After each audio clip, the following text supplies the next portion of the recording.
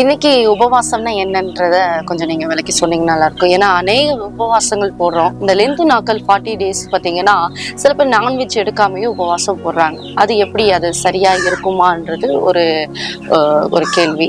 உபவாசம்னா என்ன? ஆண்டவர் நமக்கு உபவாசத்தை குறிச்சு என்ன சொல்றாரு, வேதத்துல அதுல உள்ள காரியங்களை குறிச்சு எங்களுக்கு விளக்கி கேட்கணும். ஆமா, நல்ல கேள்வி, நல்லா கவனிங்க.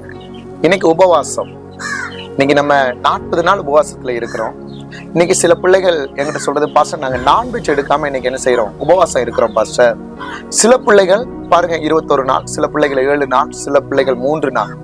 இன்னைக்கு முதல்ல உபவாசம்னா என்னன்னு தெரியும். இன்னைக்கு சில பிள்ளைகளுக்கு தெரிஞ்சிருக்கும், சில பிள்ளைகளுக்கு அவங்க உபவாசம் போடுறாங்க, நானும் போடணும்.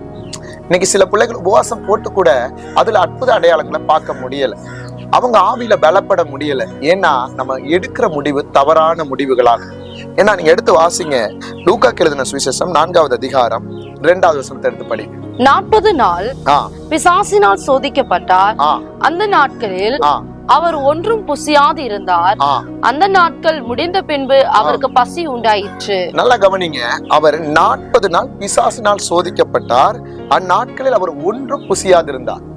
இப்ப அவர் போன அந்த உபவாசத்தினுடைய கான்செப்ட் அப்படின்னா, இயேசு கிறிஸ்து அந்த வனாந்திரத்துக்கு போன கான்செப்ட் என்னன்னா, பிசாசினால் சோதிக்கப்பட்டார். இன்னைக்கு அந்த 40 நாள் ஒன்றும் புசிக்கல, அது 2வது தான். ஆனா இந்த பிசாசினால சோதிக்கப்படுறதுக்கு அவர் உள்ள போகும் பொழுது அவனுடைய வல்லமைகளை இவர் தன்னுடைய ஆதிக்கத்துக்குள்ள கொண்டு வர்றதுக்கு பாருங்க, இங்க இருக்கிற எல்லா பாருங்க அந்தகார வல்லமைகளை முறிக்கிறதுக்கு அவர் யாரால நிறைந்து உள்ள போனாருன்னா, பரிசுத்த ஆவியானவரால வனாந்திரத்துக்கு கொண்டு போகப்பட்டார்.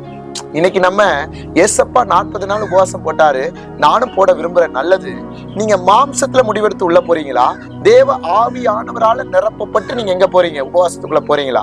அது முதல்ல நீங்க நல்லா கவனிக்கணும்.